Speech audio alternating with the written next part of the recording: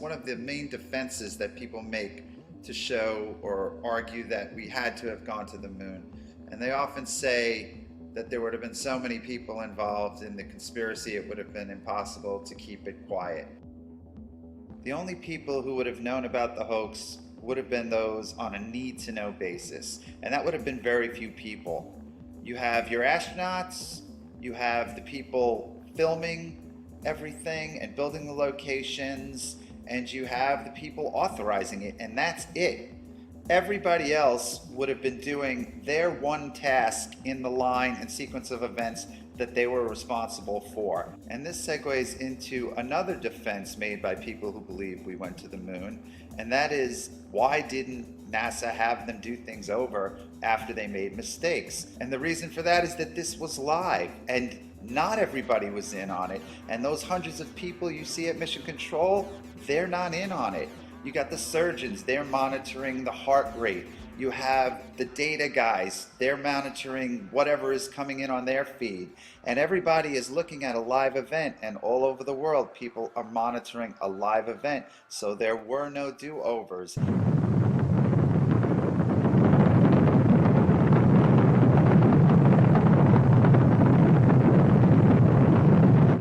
Going back to what John Young said, by way of illustration, about the photo guys would have received the film. The film couldn't be developed on the moon. It had a chain of custody. That had to take place, and those guys were not in on it.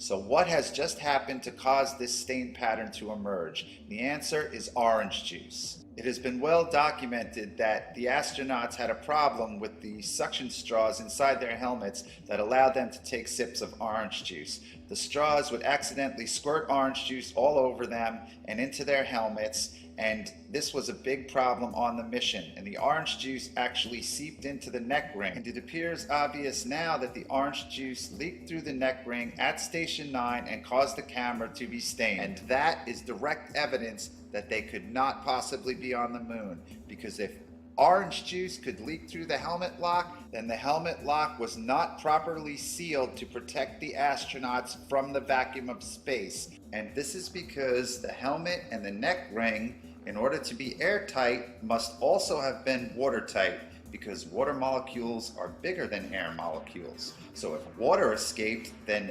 oxygen also escaped, and the suit would not have been pressurized, and in that case, the astronauts would be dead.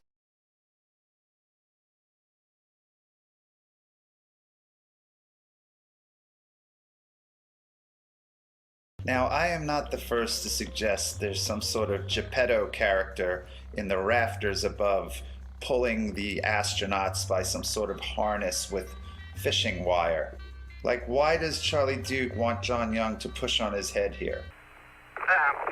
Oops, here we go again. Give me a help.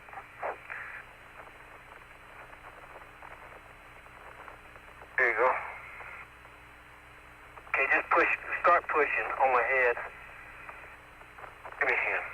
Okay, here we go.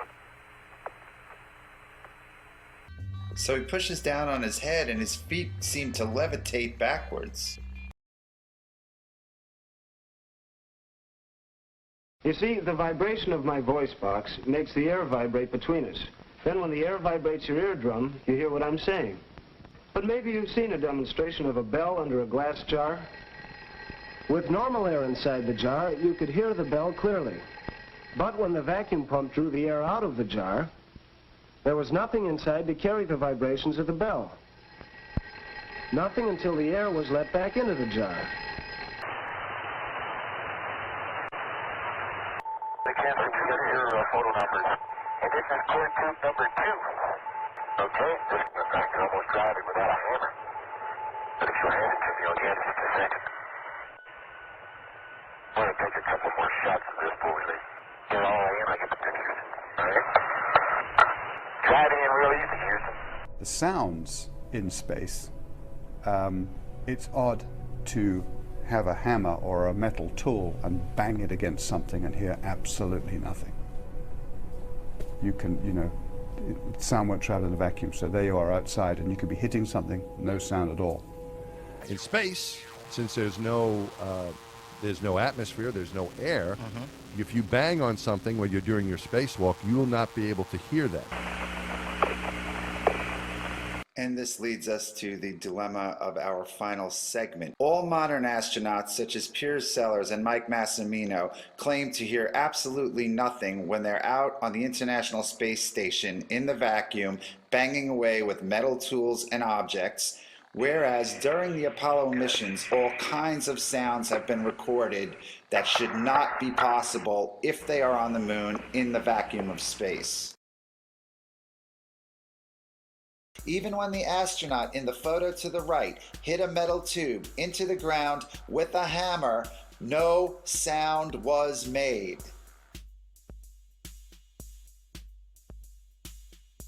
All of the sounds so far analyzed were made by the astronauts as they were handling tools, but now we are going to analyze some sounds that are made a distance away from the astronauts.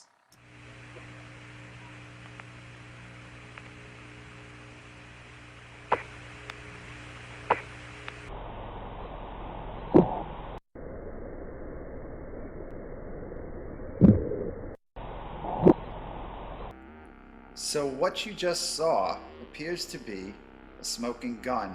That scene, which was broadcast live to the world during Apollo 15, shows astronaut James Irwin. He takes this cord or band off of a canister, and those canisters are in the mesa table, which Irwin is standing in front of. He unravels the cord, which has two metallic locks at the end of it, pictured here. They look like bullets. He takes that off, he unravels it, he reaches back with his right hand, and he throws the cord away. Let's take another look at it.